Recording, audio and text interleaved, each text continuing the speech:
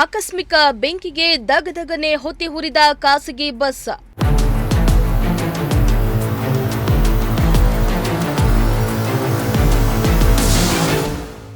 ಬೆಂಕಿಯ ಕೆನ್ನಾಲಿಗೆಗೆ ಖಾಸಗಿ ಬಸ್, 8 ಬೈಕ್ಗಳು ಸುಟ್ಟು ಕರಕಲು.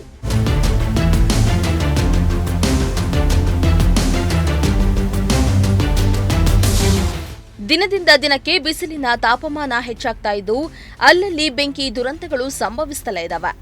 ಬೆಂಕಿ ದುರಂತಗಳಿಗಿಂತ ವ್ಯಕ್ತಿ ಆಸ್ತಿ-ಪಾಸ್ತಿ ವಾಹನಗಳನ್ನು ಕಾಪಾಡುವುದೇ ಅಗ್ನಿಶಾಮಕ ಸಿಬ್ಬಂದಿಗೆ ದೊಡ್ಡ ಸವಾಲಿನ ಕೆಲಸವಾಗಿದೆ. ಚಿಕ್ಕಬಳ್ಳಾಪುರ ಜಿಲ್ಲೆಯ ಚಿಂತಾಮಣಿ ನಗರದ ಬೆಂಗಳೂರು ವೃತ್ತದಲ್ಲಿ ಬೆಳಗಿನ ಜಾವ 3 ಗಂಟೆ ಸುಮಾರಿಗೆ ಖಾಸಗಿ ಬಸ್ಸಿಗೆ ಆಕಸ್ಮಿಕವಾಗಿ ಬೆಂಕಿ ಹೊತ್ಕೊಂಡಿದ್ದು, ಖಾಸಗಿ ಬಸ್ ಸೇರಿದಂತೆ 8 ದ್ವಿಚಕ್ರ ವಾಹನಗಳು ಸುಟ್ಟು ಭಸ್ಮವಾಗಿದೆ.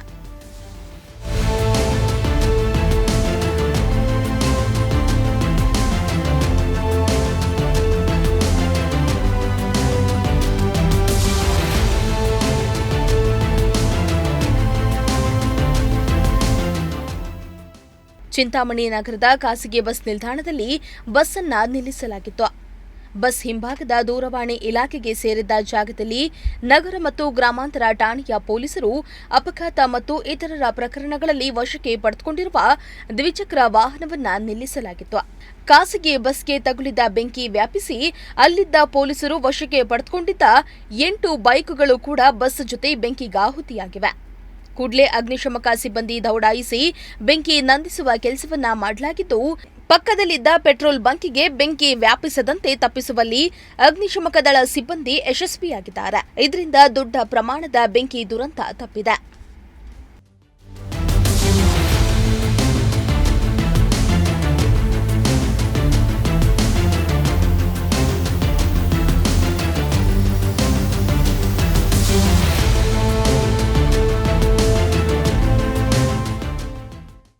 ಇನ್ನು ನಿತ್ಯ ಬೆಳಗ್ಗೆ 7 ಗಂಟೆಗೆ ಚಿಂತಾಮಣಿಯಿಂದ ಹೊಸಕೋಟೆ ಇಂಡಸ್ಟ್ರಿಯಲ್ ಏರಿಯಾಗೆ ನೌಕರರನ್ನ ಕರೆದುಕೊಂಡು ಹೋಗ್ತಾ ಇದ್ದ ಅನ್ನಪೂರ್ಣೇಶ್ವರಿ ಖಾಸಗಿ ಬಸ್ ಅನ್ನ ನಗರದ ಬೆಂಗಳೂರು ವೃತ್ತದಲ್ಲಿರುವ ಖಾಸಗಿ ಬಸ್ ನಿಲ್ದಾಣದಲ್ಲಿ ರಾತ್ರಿ ಬಸ್ ಅನ್ನ ಚಾಲಕ ನಿಲ್ಲಿಸಿ ಮನೆಗೆ ಹೋಗಿದ್ದ ಎನ್ನಲಾಗಿದೆ.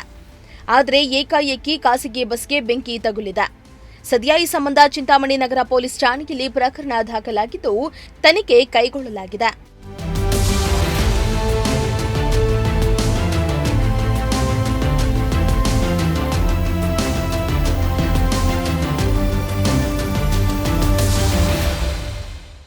ಮೋಹನ್ ಕುಮಾರ್, ಪ್ರಜಾಶಕ್ತಿ ಟಿವಿ, ಚಿಕ್ಕಬಳ್ಳಾಪುರ.